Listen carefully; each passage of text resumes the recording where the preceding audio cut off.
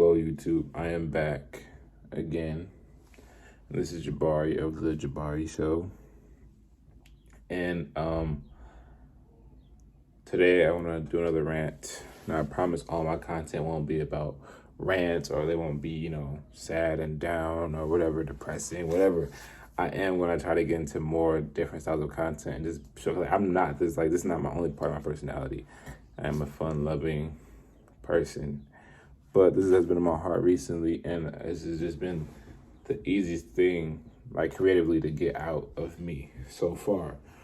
But today I want to talk about the love cycle, because it was something I wrote about actually back in March. I think I have it up on my Instagram. I'm not currently on social media, so I can't, post a thing. But I think I can post a screenshot or like a screen recording of my notes. But I did write about this a while back. You can go to my Instagram at the Jabari Show and you can find it. I posted it back in March. You can find a love cycle on there. At least I think you can. I can't remember actually. But yeah, so today I want to talk about love cycle because, recent experiences and just these last 2 years, well, all my life really, all year, 11 life since it's like high school, but these last 2 years especially, I've been going through this cycle that I'm going to talk about. I have been just going back and forth with, relationships and, hookups, situationships. My longest relationship, actually boyfriend and girlfriend, was like 6 months.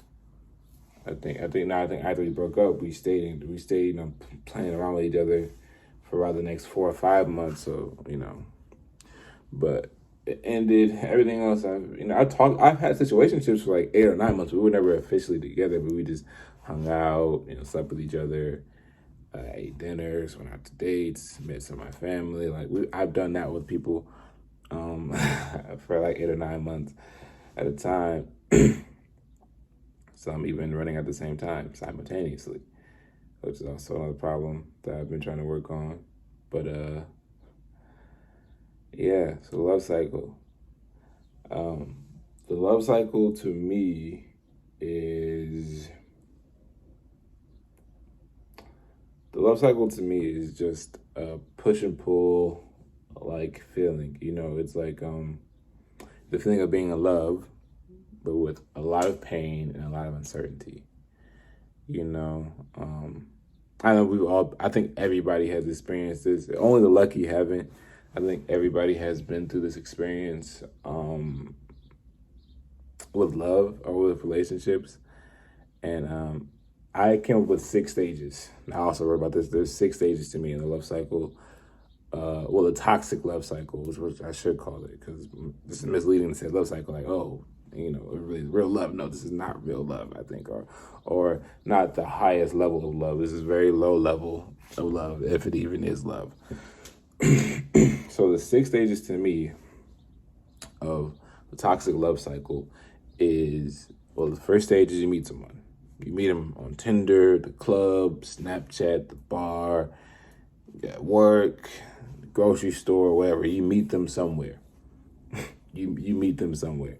And y'all click up, y'all connect, you get their number, something goes good, bam, bam, bam, bam, y'all exchange numbers, you meet them, you like them, everything is good. Stage 2. Now, stage 2, after you've met them a few times, went on like a date or two.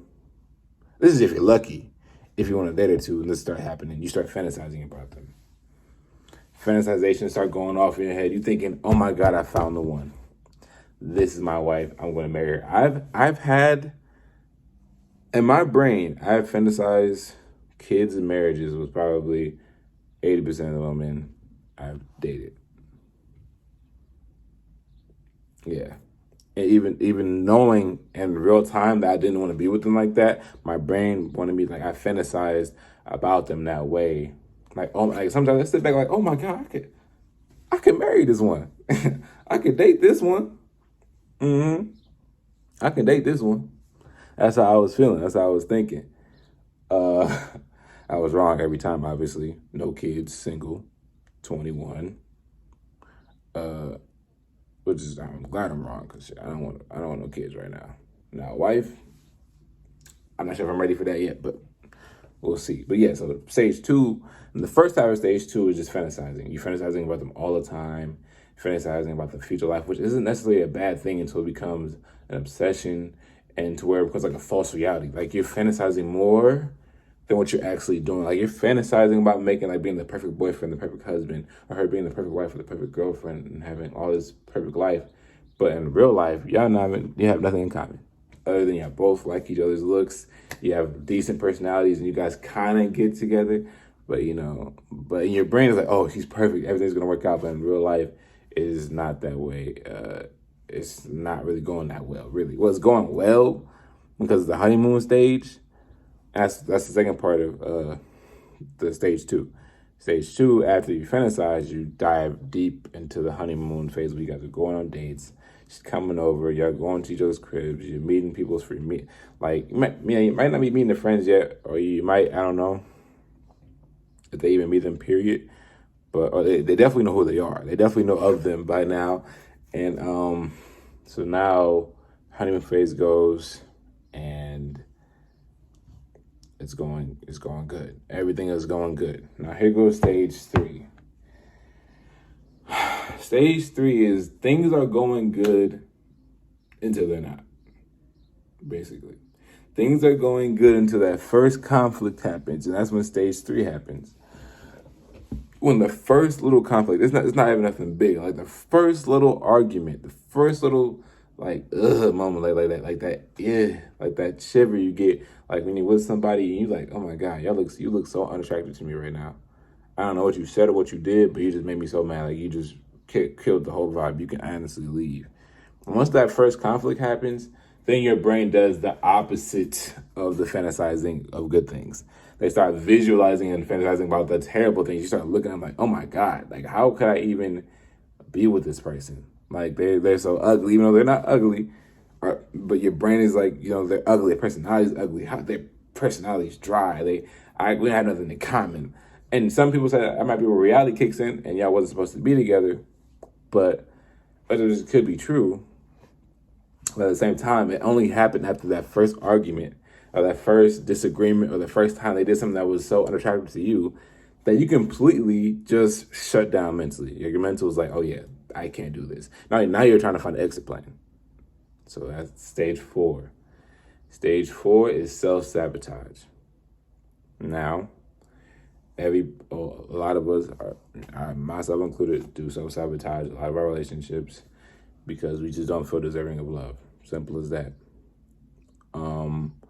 We don't feel deserving. We don't feel wanted, needed. We don't feel like, we don't feel loved at all. So we don't want it. When we get in that mindset, we don't want the love. We don't want to be with somebody. So after they've got an argument, after you've made each other mad, after all of that, that's when you self-sabotage it. You tell them, oh, I need space, or I need a break, or it's not you, it's me. It's not you, I promise it's not you, it's really me. And it is you. It's definitely your ass, it is you. But, you're telling them that thinking it's them, even though it's really you. Or maybe thinking it's both, it's me and you. But you're doing that because you got to get away from them. Even if they're the perfect person, they've said something that you didn't like, and now it's done. Either they said something that you didn't like, or you said something, and it caused an effect, and now you're just like, oh, you're done with it. So that's stage four. So stage four is self-sabotage. So stage one was meeting them. Stage two is fantasizing. Stage three is the conflict, the changing point of the relationship where it's either like it makes or it breaks us. And then stage four is self-sabotage. So even if you made it, or even if you broke it, if it broke out, then of course, if you made it, even then there's still some doubt in your mind and you self-sabotage and you ruin the relationship. Now stage five is you start missing them. You miss them for about a week or two, 3, depending on how good they are. And then you get back on Hinge, you get back on Bumble, you get back on Tinder, you're going to go back to the bar, the club, and you meet somebody else. That's stage 5. That's simple. you meet somebody else. I mean, you miss them for a little bit, and then you meet somebody else, and you could still be missing them while you're with somebody else. It's very possible. You can miss two people while you're with a third person. You could do that. It's possible. And then stage 6 is you move on. It's literally that simple. The 6 stages is this crappy, toxic cycle of relationships and love. It's literally that simple. The last 2 stages are that quick. You miss them, and then you find somebody else and you move on. You move on with your life. And things you move on continuously missing all these people. That's why the love cycle is dangerous, because you are, in a way, like soul ties. That's a different video. But like, you know, especially if you're sleeping with all these people, you're getting acclimated, you're getting to know all these different people for a month, 2, 3 months at a time, and then you break up with them. And let's say you did 3 months at a time. That's 4 different people each year that you're having these tiny relationships with. That kind of gets serious each time. And each time, it's him, it's her, she was too big, she was too short, she was too tall, she was too this, she was too that, she was too annoying. The way she laughed, and like, oh, she snored, oh, she did this, oh, you're nitpicking each time. And I'm talking about myself right now too.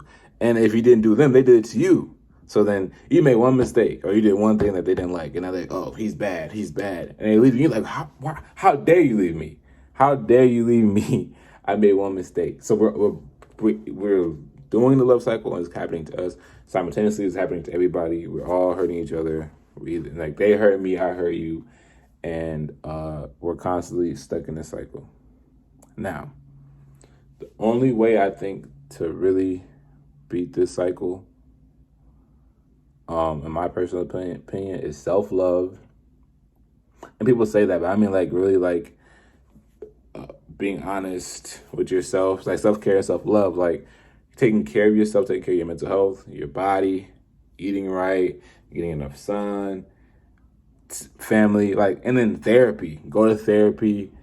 And self-love, man, like know what your core values are and know what you really want out of love and out of situations. That can help you going in the future. So, because the next part is patience. Self-love and patience, I think, is the key to breaking the love cycle, because the reason why we're in this love cycle is because we're so in search for love. We're so in search to be loved by somebody else other than ourselves, that we're diving into the dating scene, constantly needing somebody up under us, needing somebody validating us and trying to give us the love that we can't give ourselves. So if you give yourself that love, which people always tell you to do that and then don't tell you how, and honestly, I can't really tell you how either, because I really don't know either. We all trying right now. I'm not gonna lie to you and tell you to do this and that to make yourself love yourself. All I can say is try. Try to, when you're alone, like I've been on social media for over a month now, and it does help the self-love thing. I think you're alone in some of these moments. Like today, the house is empty. It's just me. And I had to, I ain't texting nobody, I ain't calling nobody. You just got to find some things that you like to do. And I found them. I played the game today, I worked out today, and I'm on YouTube today. You got to take time for yourself instead of always trying to find somebody else to do something with you. On the phone, texting, typing, calling all day, trying to find somebody else to love you. You need to love yourself. And patience is the first girl you meet after this video. It might not be the one. She not. After you watch the video, like, okay, I'll love myself. You watch the video, you meet the girl 2 days from now on Tinder, Hinge, or you bump into her at the store, and you think, oh, okay, I love myself now. It's been 2 days.